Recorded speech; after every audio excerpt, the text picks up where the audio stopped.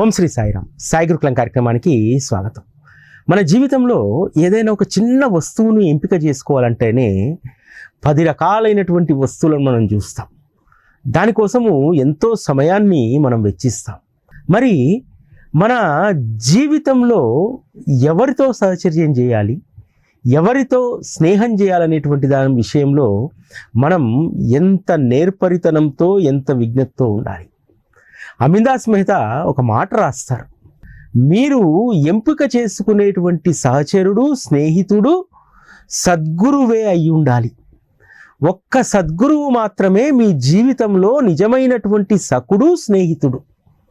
మనుషులను ప్రేమించండి, కానీ సద్గురువుతో సహచర్యం చేయండి, జీవితం తరిస్తుంది అని చెప్పి వారు రాసినటువంటి శ్రీ షిరిడి సాయిబాబా జీవిత చరిత్రలో వారి ముందు మాటలో ఈ విషయాన్ని రాస్తారు.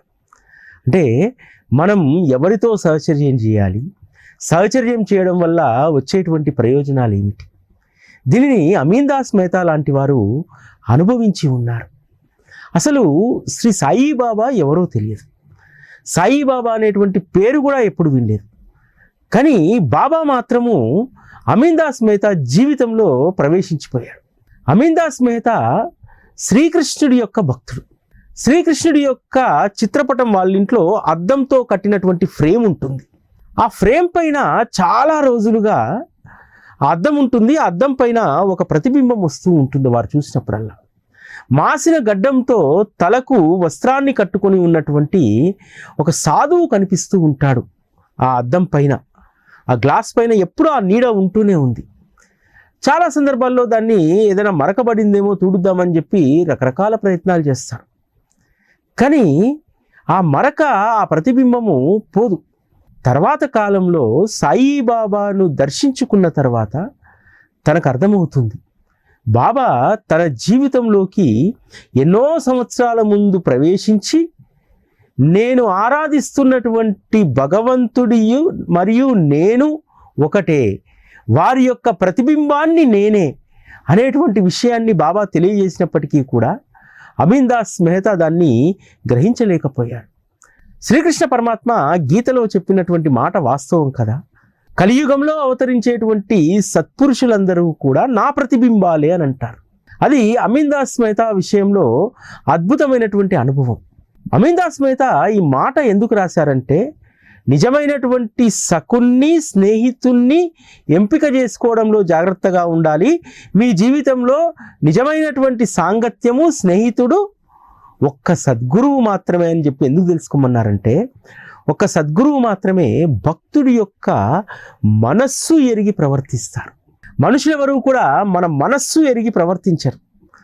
మన దగ్గర ఉన్నటువంటి సంపద, మనకున్నటువంటి పేరు, ప్రతిష్ట, మన స్థితిని బట్టే మనుషులు మనల్ని అంటిపెట్టుకొని ఉంటారు, మనల్ని గౌరవిస్తారు.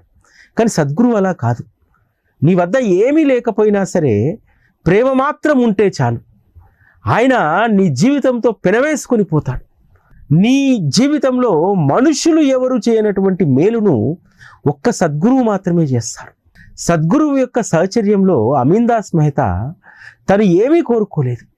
బాబా నన్ను మీతో పాటు ఉంచుకోండి అని అడుగుతాడు. బాబా ఆ సమయంలో సరే అని చెప్పి తలూపుతారు. నా చివరి అంకం కూడా మీతోటే గడవాలి అని అంటారు. కానీ బాబా అమీన్దాస్ మెహతా కంటే ముందే వారు మహాసమాధి అయ్యారు. బాబా మహాసమాధి తర్వాత అమీన్దాస్ మెహతా మరణించడం జరిగింది. బాబా ఇచ్చినటువంటి మాట తప్పదు కదా. అమీన్దాస్ మెహతా షిరిడీ సంస్థాన్ పాలక మండలి సభ్యుడిగా ఉన్నప్పుడు పాలక మండలి సమావేశాల కోసము షిరిడీకి వచ్చి కొద్ది రోజులు ఉంటాడు. ఆ సమయంలోనే అస్వస్థతకు గురయ్యి వారు షిరిడీలో మరణిస్తారు.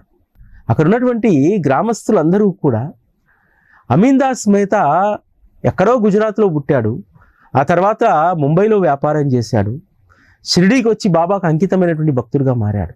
కాబట్టి అతని పుట్టినటువంటి స్థానం ఇప్పుడు లేదు. కేవలం ఉపాధి కోసం వచ్చినటువంటి ముంబై ఉంది. అది కూడా ఆయన శాశ్వతమైనటువంటి స్థానం కాదు.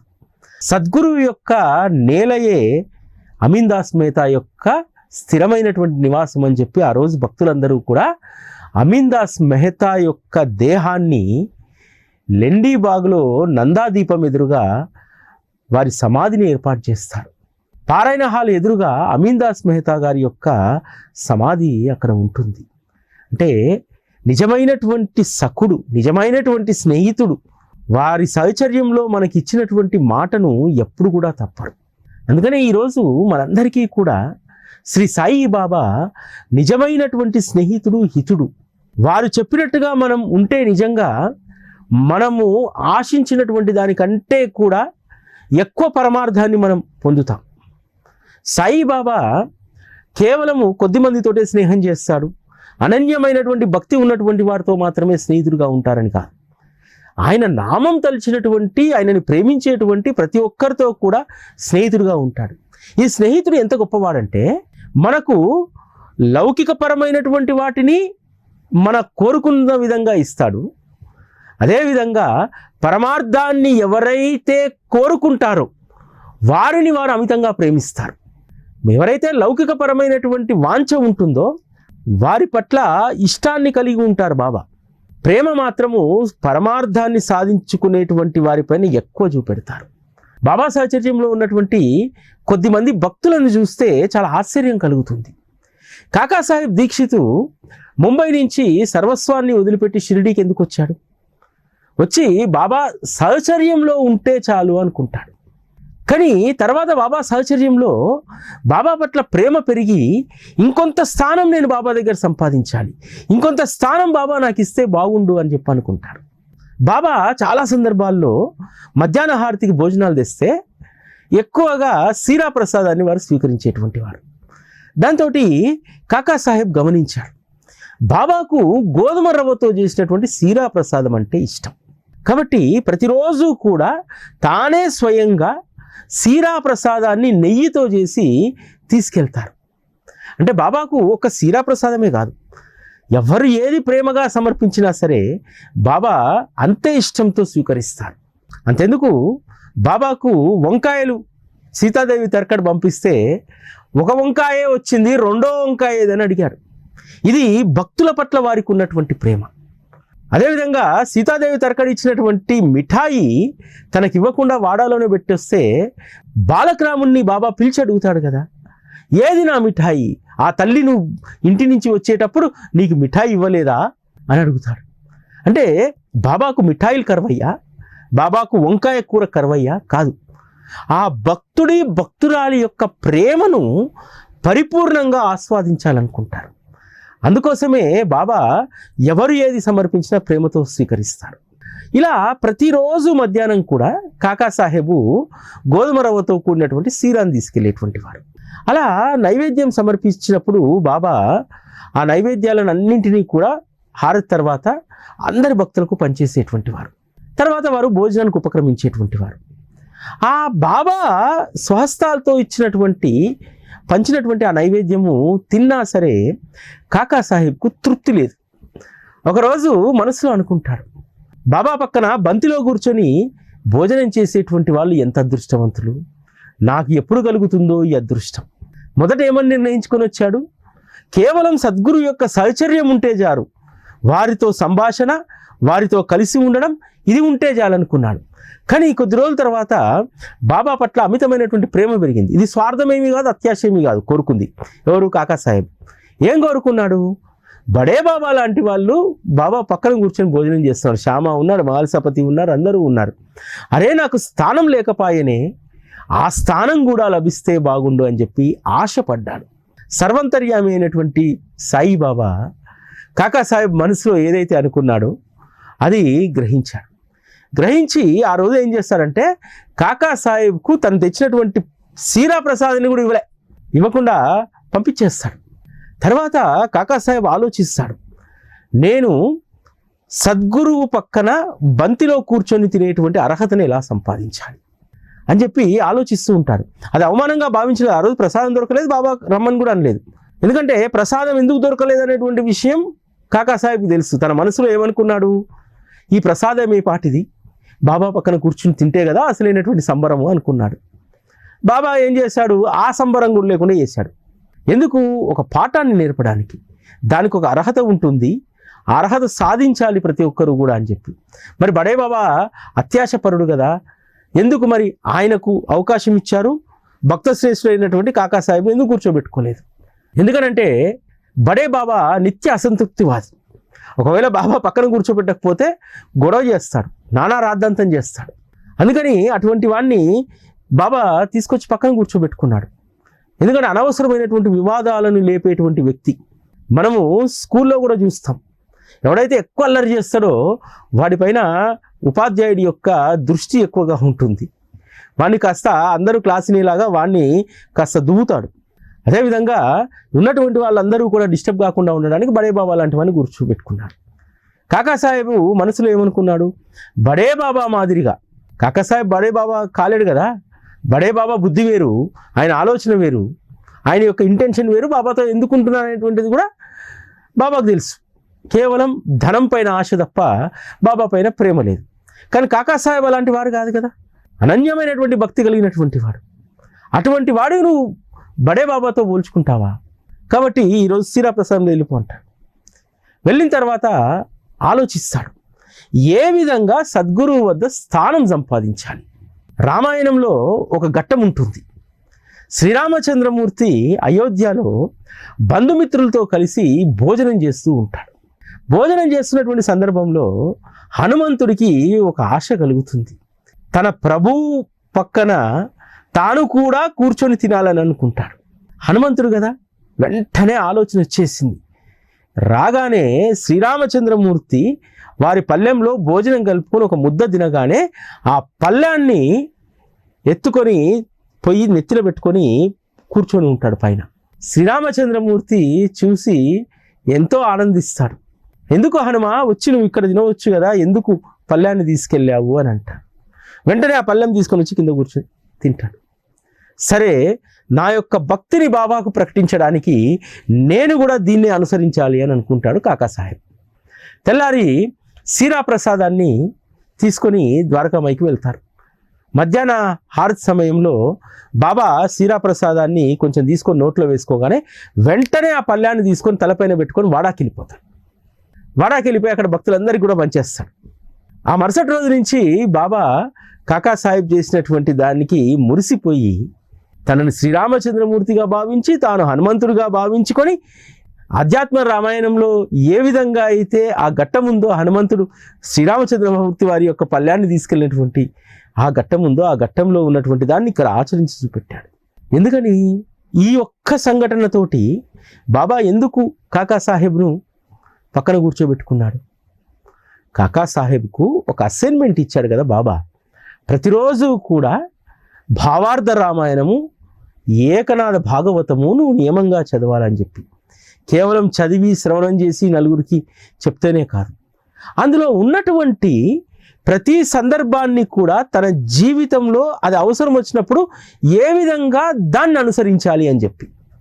ఇప్పుడు కాకాసాహెబు బాబా పక్కన కూర్చొని స్థానం సంపాదించడానికి రామాయణంలో ఉన్నటువంటి ఘట్టంలో హనుమంతుడు ఏ విధంగా అయితే చేశాడో తను కూడా చేయాలనేటువంటి ఆ వివేకం ఏ విధంగా వచ్చింది?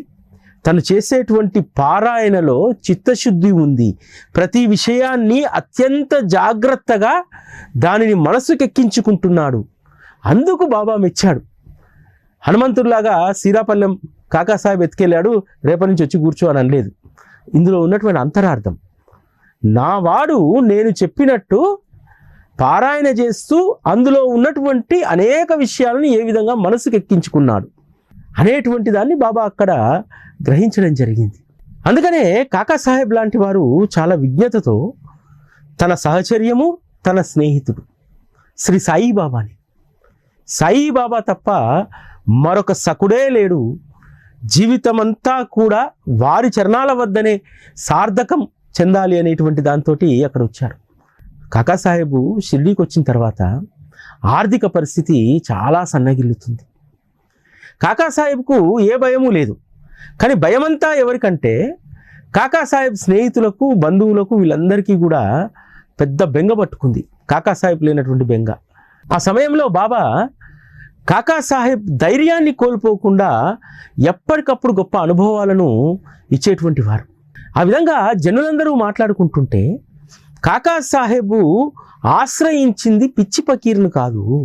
సాక్షాత్తు పరమాత్మనని చెప్పి ఒకసారి ప్రాణాపాయ స్థితి కాకాసాహెబ్కి వచ్చినప్పుడు ముంబైకి పంపించేసి తను చెప్పినట్టు సీరా ప్రసాదం తింటూ ఉండమని చెప్పాడు.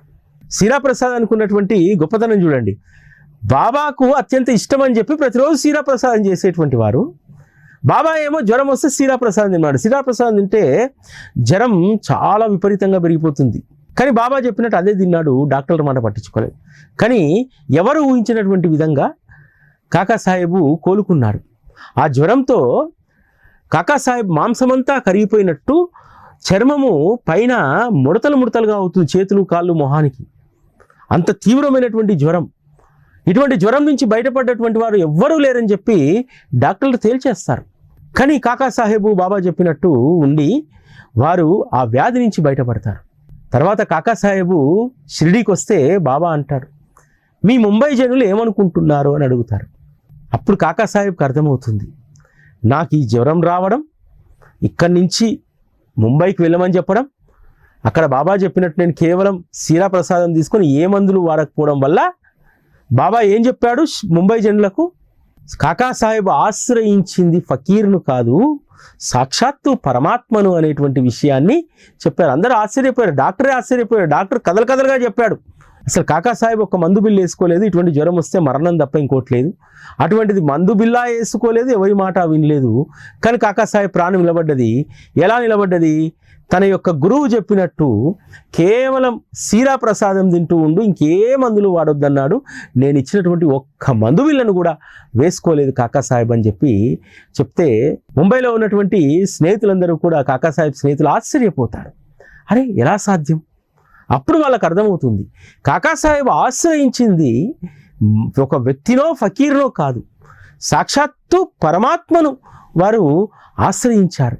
అందుకనే కాకాసాహెబ్ అంత ప్రాణాంతకమైనటువంటి జ్వరం నుంచి బయటపడ్డారు. ఈ విధంగా మనం ఎంపిక చేసుకునేటువంటి స్నేహితుడు, సఖుడు ఇంత సమర్థుడై ఉండాలి. ఈ ప్రపంచంలో సాయిబాబాను మించినటువంటి సమర్థవంతమైనటువంటి స్నేహితుడు ఎవరూ లభించరు. ఆ రోజు కాకాసాహెబ్ని అన్నట్టే ఈరోజు కూడా బాబాకు సంబంధించి కొన్ని విషయాలు మాట్లాడుతూ ఉన్నారు. బాబా మతం గురించి రకరకాలుగా, బాబా భక్తిలో ఉన్నటువంటి వాళ్ళు మత్తులో ఉన్నారని, పిచ్చి వాళ్ళని మాట్లాడుతూ ఉన్నారు. ఇవన్నీ కూడా నిరాధారమైనటువంటివని, నిరర్ధకమైనటువంటివని బాబా ఆ రోజే కాకాసాహెబ్ లాంటి భక్తుడి ద్వారా లోకానికి తెలియజేశాడు. ప్రతి జనరేషన్లో కూడా కాలం మారుతున్న కొద్దీ మూర్ఖుల యొక్క సంఖ్య పెరుగుతుంది, అజ్ఞానుల యొక్క వాక్కు పెరుగుతూ ఉంటుంది. అందుకనే సద్గురు యొక్క సహచర్యం ఉంటే దాని యొక్క మధురిమ ఎలా ఉంటుందో తెలుస్తుంది. మనము మామిడి చెట్టు మీద ఉన్నటువంటి కొటారు కొమ్మ మీద ఉన్నటువంటి మామిడి పండుని చూసి అది మనకు అందదు కాబట్టి, దాని విలువ మనకు తెలియదు కాబట్టి ఏం చేస్తామంటే అదంతా పైన ఉంది, ఆల్రెడీ దాన్ని కాకి బుడుచుంటుంది, చాలా రోజులుగా ఉంది, అది తెంపకుండా అలానే ఉంది, లోపల కుళ్ళిపోయి ఉంటుంది అని చెప్పి మాట్లాడతాం కదా. బాబాకు ఎంతో దూరాన ఉండి బాబాను చూస్తూ బాబా యొక్క గుణగణాల పైన విమర్శలు చేసేటువంటి వారు కూడా అలాంటి వారు. కానీ ఎవరైతే సాహసం చేసి ఆ పండును అందుకుంటారో, అందుకొని దాని యొక్క మధురిమను ఆస్వాదిస్తారో వారికే ఆ విలువ తెలుస్తుంది. చెట్టు మీద ఉన్నటువంటి పండును చూసి విమర్శిస్తే ఆ పండు యొక్క మధురిమ ఏం తెలుస్తుంది? అదేవిధంగా ద్వేషం ఉన్నటువంటి వాళ్లకు సద్గురువు చాలా నెగిటివ్గా కనిపిస్తారు. ఇది వాస్తవం. స్వార్థం ఎవరికైతే ఉండదో, నిస్వార్థంతో నిష్కామంగా ఉంటారో వాళ్లకు ఖచ్చితంగా సద్గురువులో దైవత్వం కనిపిస్తుంది. ఈరోజు లోకంలో ఉన్నటువంటి జనులు అదృష్టవంతులు. ఎక్కడో 100కో 1,00,00,000కో ఎవరో ఒకరు సద్గురువు గురించి విమర్శ చేస్తారు. కానీ 1,90,00,000 మంది సద్గురువు యొక్క సహచర్యం కోసం ఈరోజు ఆరాటపడుతూ ఉన్నారు. ఏ భగవంతుడు కూడా చెయ్యలేనటువంటి మేలు, ఏ సహచర్యం కూడా ఇవ్వలేనటువంటి స్వాంతన ఈరోజు సద్గురువు మనకిస్తున్నారు. ఈరోజు మీరు నేను అందరము కూడా ఒక తార్కాణం కదా, ఒక నిదర్శనం కదా. మన జీవితంలో అనేక అలజడులను ఏ విధంగా బాబా తప్పించాడు. అరే పిల్లవాడికి వీసా రావట్లేదు అని చెప్పి తల్లి హృదయం ద్రవించేలాగా బాబాను అడిగితే వెంటనే ఒక వీసా ఇప్పిస్తున్నాడు కదా.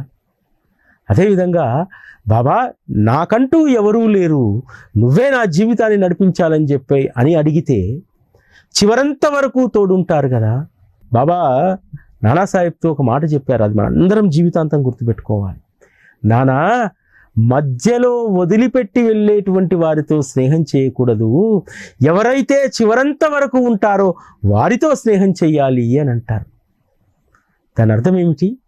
నానాసాహెబ్తో వచ్చినటువంటి స్నేహితులు బాబా చెప్తాడు, రేపు నానాతో కలిసి వెళ్తురులేండి, ఇప్పుడు వెళ్తే మీరు ఇబ్బంది పడతారు, ఇప్పుడు వెళ్ళినా మీరు సమయానికి చేరుకోలేరు అని అంటారు. కానీ వారు వీరభక్తుల్లాగా అహ్మద్ నగర్లో గొప్ప ఉత్సవం జరుగుతుంది, అది చూడకపోతే ఎలా అని చెప్పి బయలుదేరుతారు. ఏం జరుగుతుంది? రైలు ఆలస్యం అవుతుంది, ఉత్సవానికి అందుకోరు. నానాసాహెబ్ మాత్రము ఎంతో తృప్తితో ఆనందంతో సద్గురు చరణాల వద్ద ఉండిపోతారు. అంటే మనం అనవసరమైనటువంటి ప్రయాసలు పడకుండా ఆపేది మన సకుడైనటువంటి స్నేహితుడైనటువంటి శ్రీ సాయిబాబా.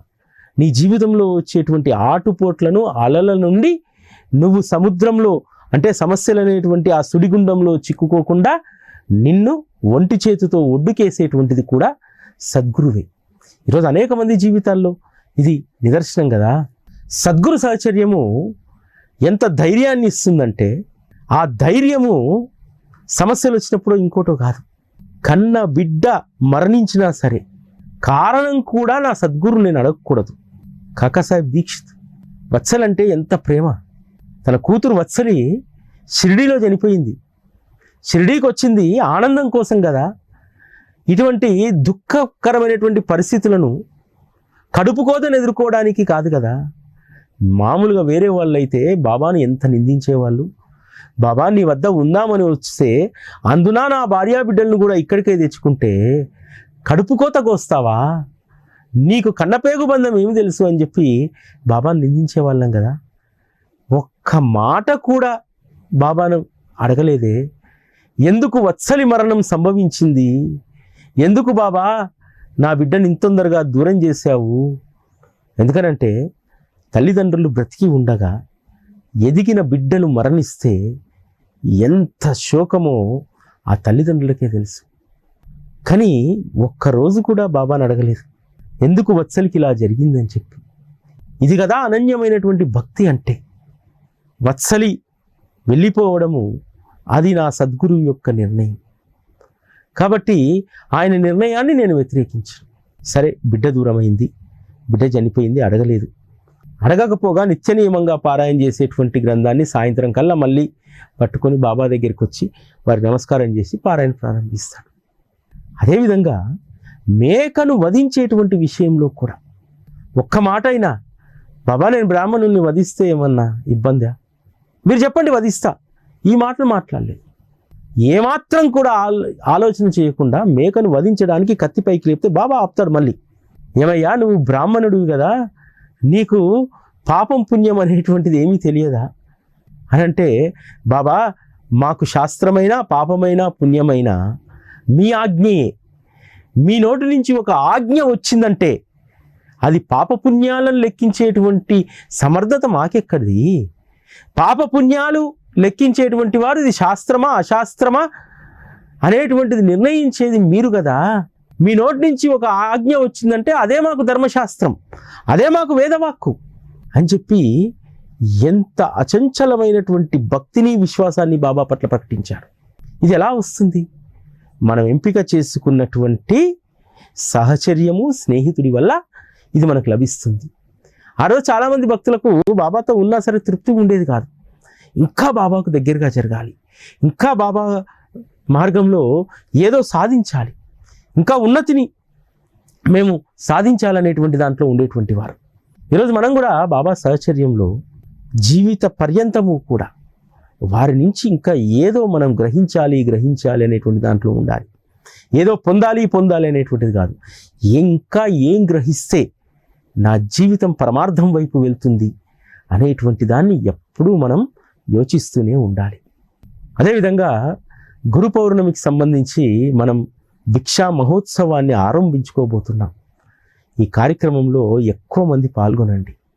ఎందుకంటే గురు పౌర్ణమికి మనం చేసేటువంటి సేవ, మనం సద్గురువుకి ఇచ్చేటువంటి గౌరవం. మీకు చెప్పాను కదా, అవకాశం ఉన్న వాళ్ళు రోజు చేయండి, రోజు 2 ఇళ్లలో.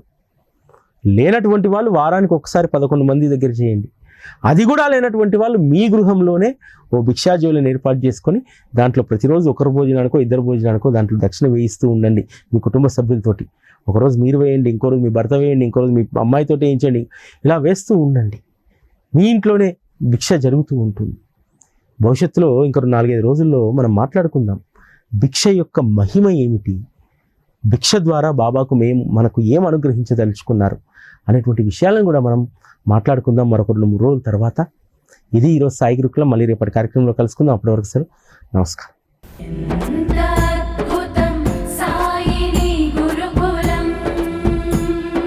శిక్షణే తప్ప శిక్షలు లేని శరణాగతి సౌదం.